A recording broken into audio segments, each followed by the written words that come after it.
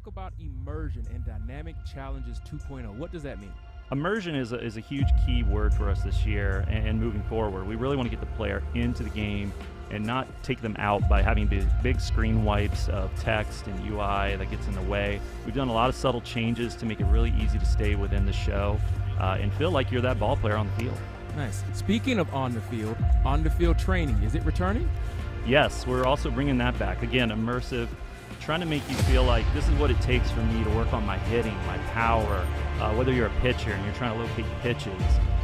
You do that, as a real ball player on the field, in the batting cage, and we wanted to bring that back because we kind of went in the cell phony way. Not the best. Not real players are sitting there learning how to, hone in on their pitches by playing mini games. They're on the field. They're doing it like a real athlete, and also it's kind of twofold because the player will also feel what they need to do to better themselves, whether it's hitting or pitching. So with on-the-field training returning, how does the attribute progression work with these training exercises? Do you get bonuses? Do you get minuses? How does all that work?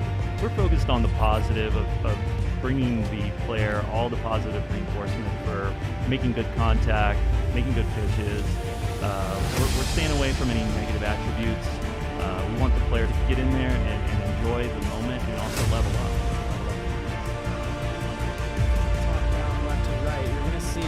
Player's name and his applicable attributes, but under that you're going to see everything that's important, from swing timing to if you're using zone hitting, PCI placement, and then at the very bottom you're going to see the overall result.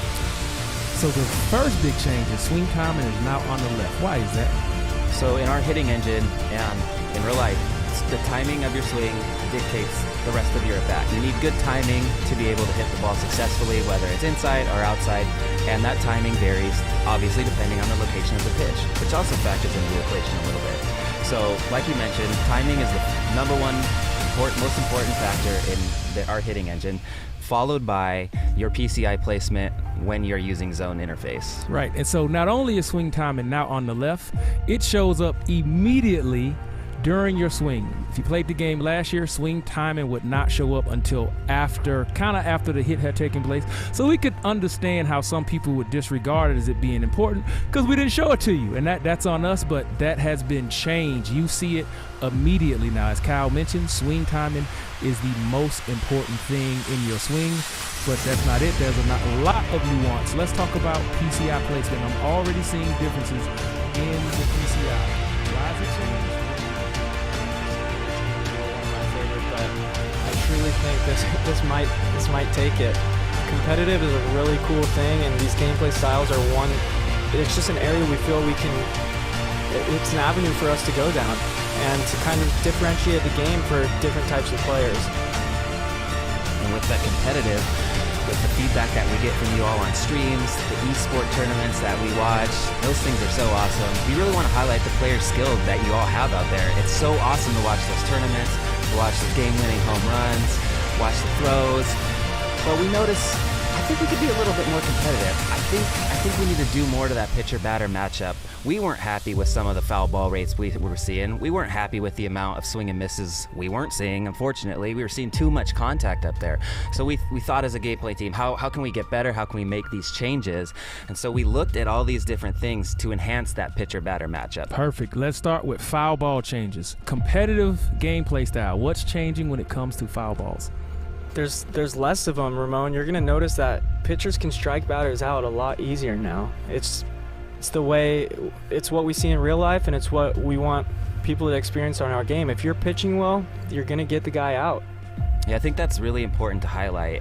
A lot of frustration internally as well as with you all out there is the lack of being able to finish off an at-bat with 2 strikes. It can be really frustrating when you get 2 strikes on a batter and they're throwing sliders and curveballs and off-speeds down and away, or down, or even up and in, and they're fouling off pitches that they probably should not be getting to. Oh, no, they shouldn't be. Especially with poor timing. Yep. If you're very, very late, very early, you should not be rewarded with an extra pitch.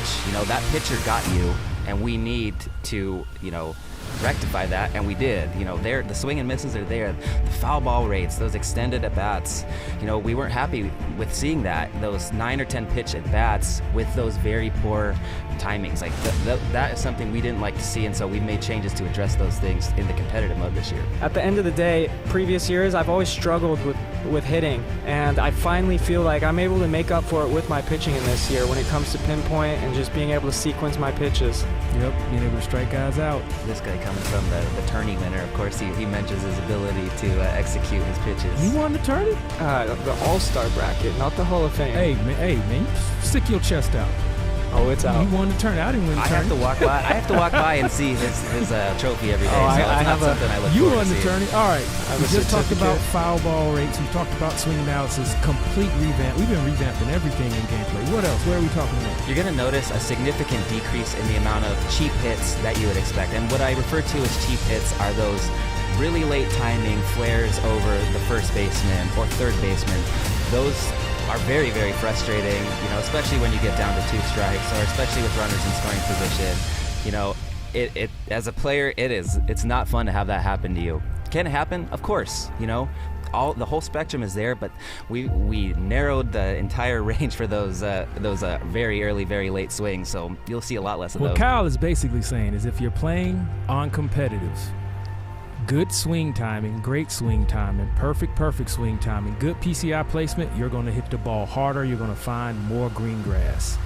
Those bloop hits that you would get from, weak timing or okay contact, those are happening at a much lower clip. Is that correct?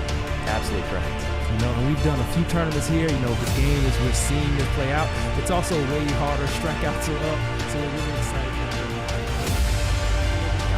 Toggle, but in this year's game, there's some quite significant changes. Like you're mentioning, fielding really controls, whether you're a higher attribute, reduced errors, the increased frequency of quicker, faster animations, and more efficient animations that we've captured, as well as really affecting the outfield start transitions. And so those are one of the things that we touched pretty significantly this year to really tier out and really to let you as a player be able to see that differentiation in the field.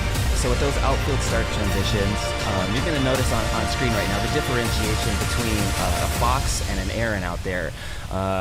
Just speaking from a little bit of background, playing baseball myself, those first steps are very critical, especially playing outfield, whether it's a hard line drive, whether you're going deep and back. And so as you watch the video, you're going to see that first step separation vary from a quick step, someone that can read that ball right away and get a good first jump, make that catch, or someone that takes a little bit longer. Maybe you take a harder first step because you don't read it as well. You're not really sure, and those are those lower attribute players, like right around 60, 50, where you're going to really, really notice the difference. And for our newcomers playing, this isn't necessarily a new feature to start transitions, but what we noticed was they weren't playing enough, right? Absolutely. So we went back to the drawing board and rebalanced everything. Now, like Kyle mentioned, the fielding ability attribute, when you're playing and you have the controller in your hand, it controls the errors that are non-throwing. Is that correct? That's correct. And this also controls the start transitions. Is that correct? That is also true. Right. So what we've basically done here is we've gone back to the drawing board and rebalanced the start transition. So you're going to see way more variation. Like, it's very noticeable now, right, Kyle? Very noticeable. And that is also going to affect balls making way to the ground, or through the gaps, splitting the gaps. That's something that we've taken feedback on from watching streams and everything. Feel that the field is not playing quite as big as it should. So these start trends should help those different types of hit types, those hard line drives, the high fly balls. If you have a bad first step on a hard line drive, more often than not, that thing is going to split you and get to the ball in right center, left center. So we're really trying to see more balls fall as well. Yeah, and like you mentioned, it's not just the start transitions and the errors that are non-throwing, it's also the animations that you have. Right. If you get a bad jump, you still may be able to get to that ball, but your back, might end up being turned the wrong way, and you have to make a much longer throw, which means it's going to grab a longer animation. That's perfect, right? So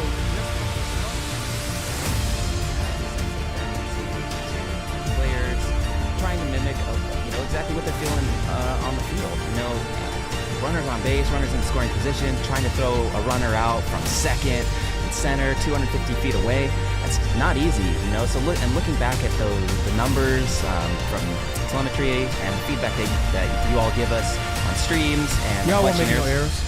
Wasn't nobody making any errors. Nobody's making any errors. Nobody was making any errors. You could close your eyes and field, but those days are gone. Yeah, those because outfield the meter moves. those outfield assist numbers were astronomical, and I think it was 11 or 12 was the outfield assist leader, so we want to see some more realism there. You don't want to be throwing everybody out every time. We want those moments to be special, impactful, and highlight Right. exactly what and you're what doing. Kyle is really talking about is everything was too easy. It was too easy to just a throw little too people easy out, for and people.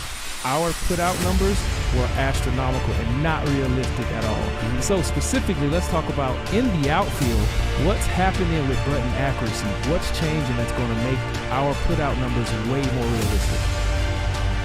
Just basically the start, the moving of the meter itself is just already difficult and challenging. You're focusing on a couple things. You have to know where your runners are in space on the bases. You have to hit a very minuscule perfect meter to get your most efficient and accurate throw home. All those things combined with running an efficient route to the ball, it's challenging in real life, and we want that challenge for you all, in our game.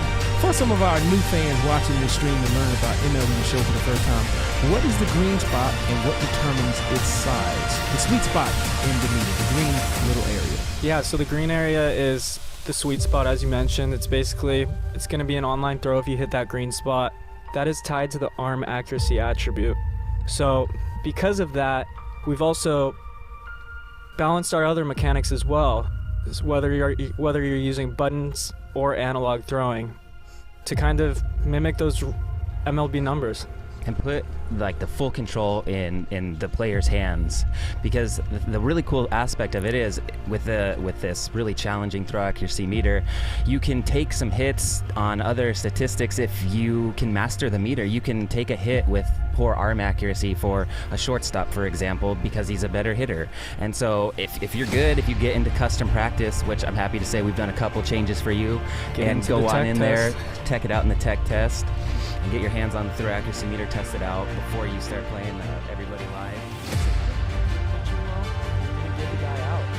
I think that's really important to highlight. A lot of frustration internally as well as with you all out there is the lack of being able to finish off an at-bat with 2 strikes. It can be really frustrating when you get 2 strikes on a batter and they're throwing sliders and curveballs and off-speeds down and away, or down, or even up and in, and they're fouling off pitches that they probably should not be getting to. Oh, no, they shouldn't be. Especially with poor timing. If you're very, very late, very early, you should not be rewarded with an extra pitch. That pitcher got you, and we need to, rectify that, and we did. The swing and misses are there.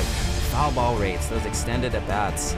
We weren't happy with seeing that. Those 9 or 10 pitch at bats with those very poor timings. That is something we didn't like to see, and so we've made changes to address those things in the competitive mode this year. At the end of the day, previous years, I've always struggled with hitting, and I finally feel like I'm able to make up for it with my pitching in this year when it comes to pinpoint and just being able to sequence my pitches. Yep, being able to strike guys out. This guy coming from the tourney winner, of course, he mentions his ability to execute his pitches. You won the tourney? The All-Star bracket, not the Hall of Fame. Hey, man, stick your chest out. Oh, it's out. You won the tourney. I didn't win the I tourney. have to walk by and see his trophy every day. Oh, so I it's not have something I look You forward won to the seeing. tourney. All right. We a just talked about certificate. foul ball rates. We talked about swing analysis. Complete revamp. We've been revamping everything in gameplay. What else? Where are we talking next? You're going to notice a significant decrease in the amount of cheap hits that you would expect. And what I refer to as cheap hits are those really late timing flares over the first baseman or third baseman. Those are very, very frustrating, especially when you get down to 2 strikes, or especially with runners in scoring position. It as a player, it's not fun to have that happen to you. Can it happen? Of course. The whole spectrum is there, but we narrowed the entire range for those very early, very late swings. So you'll see a lot less of What those. Kyle is basically saying is if you're playing on competitive, good swing timing, great swing timing, perfect swing timing, good PCI placement, you're going to hit the ball harder, you're going to find more green grass. Those bloop hits that you would get from, weak timing or okay contact, those are happening at a much lower